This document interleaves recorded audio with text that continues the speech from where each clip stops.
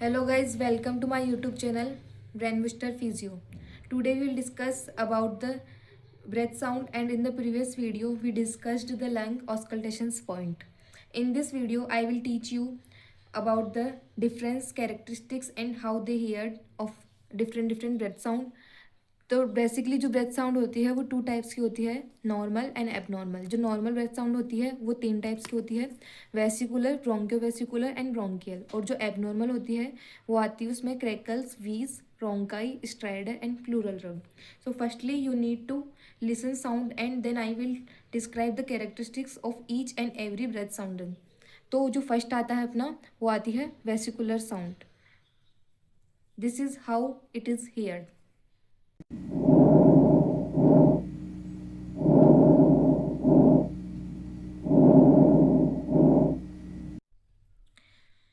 जैसे कि आपने ब्रेथ साउंड सुनी तो ये होती है सॉफ्ट, लो पिच, और जो इसकी इंस्पायरेटरी फेज होती है वो ज़्यादा होती है अपनी एक्सपायरेटरी फेज से।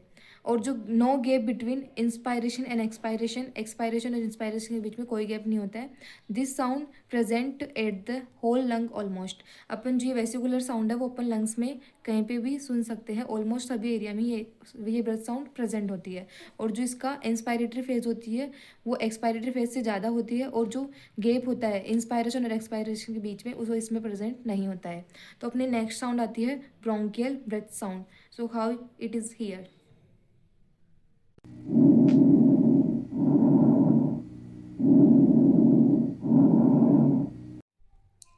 तो this is loud, high pitch, और expiratory phase is greater than inspiratory phase, and there is gap between inspiration और expiration here around the trachea. जो ये साउंड होती है वो अपन ट्रेकिया के अराउंड सुन सकते हैं।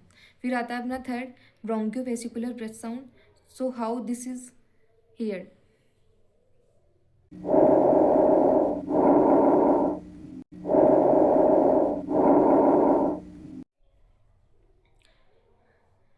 This sound is mainly heard at the manubrium. It is intermediate sound of vesicular and bronchial breath sound through the duration, pitch and inspiration and expiration phase are equal. तो vesicular में inspiratory phase ज़्यादा थी और जो bronchial में है उसमें expiratory phase ज़्यादा थी। और जो ब्रोंकियोवेस्कुलर ब्रेथ साउंड है इसमें इंस्पायरेटरी और एक्सपायरेटरी दोनों फेज इक्वल होती है।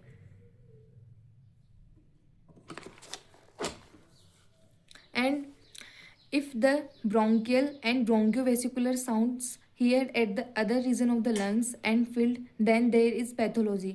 इट मीन्स जो ब्रोंकियल और ब्रोंकियोवेस्कुलर साउंड्स है वो अपने लंग्स में किसी भी पार्ट में अगर सुनाई देती है तो वहाँ पे कोई पैथोलॉजी का एक क्लासिकल साइन नहीं है। तो उसको अपन एक म्यूमेनिक से याद कर सकते हैं, जैसे 4C में अपना क्या क्या आएगा, कोलैप्स, लंग्स कोलैप्स हो जाएंगे, कॉन्सोडाइलेशन हो जाएगा, या फिर कार्सिनोमा, ब्रोंकियो कार्सिनोमा, या फिर केविटी प्रेजेंट होगी। तो अगर ब्रोंकियल और ब्रोंकियोवेस्कुलर साउंड्स लंग्स के किसी भी पार्ट में अगर प्रेजेंट होती है, अपने को सुनाई देती है, तो इसमें इन कंडीशंस के होने के चांसेस ज़्यादा रहते हैं। फिर आता है अपना एबनॉर्मल लंग साउंड्स, उसमें अपन तो नेक्स्ट ब्रेथ साउंड इज क्रेकल्स। तो ये दो टाइप की होती है, फाइन एंड कोर्स। तो अपन इन दोनों को अलग अलग सुनेंगे। तो पहले अपन सुनते हैं fine.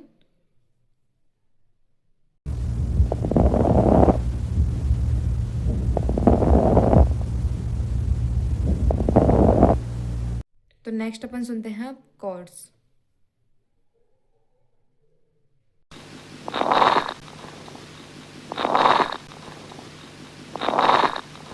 It is sound like popping और crackling. This sound is non musical और नॉन कंटिन्यूस होता है। और जो फाइन और कोर्स है वो बेस्ड ऑन इंटेंसिटी, पिच और चेंजेस के अकॉर्डिंग डिफ्रेंशिएट होते हैं। और ये sound comes due to secretion in airways, exclusive opening of collapse segment, या फिर ये इसकी वजह से आता है, कोई सेगमेंट कोलैप्स होता है और अचानक से वो ओपन होता है, तो उसकी वजह से भी ये क्रैकल साउंड्स का प्रोडक्शन होता है। और अपन को किन किन केसेस में दिखने को मिलेगा, pulmonary oedema, congestive heart failure, consolidation and COPD। तो अब next breath sound is wheeze. तो this is how it is heard.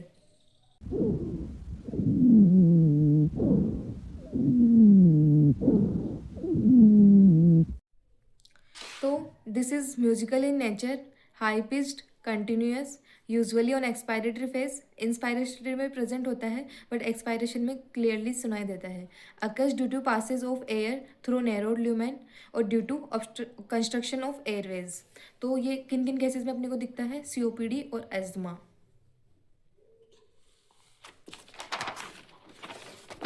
So next breath sound is ronchi. So how it is heard?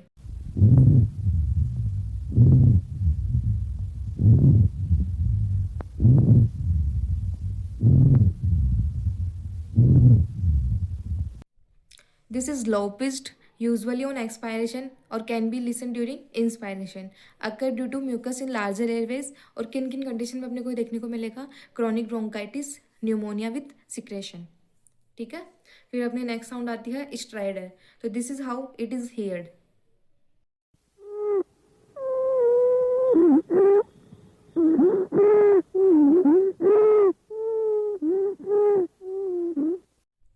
This is musical in nature, loud और high pitched breath sound है।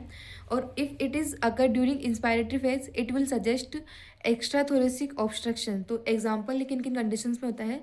लैरिंगोमलेशिया and vocal cord lesions. और if it is occur during expiratory phase it would suggest intrathoracic obstruction. Example like bronchomalacia and tracheomalacia. Or if it is occur during in the both the cases, both the phases, inspiratory and expiratory, it will suggest fixed obstruction. Example stenosis. अब जो अपना next breath sound आता है वो आता है plural रब। तो this is how it is heard.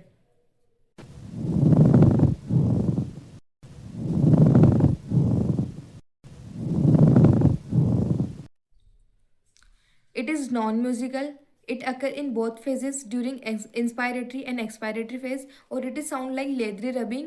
और इसका जो मेन रीजन होता है inflamed pleura rub against each other and associated with chest pain और local tenderness। तो ये जब inflamed pleura एक दूसरे के अगेंस्ट रब करेगी तो ये ब्रेथ साउंड अपने को सुनाई देगा। तो thank you for the watching and subscribe for the more. Thank you.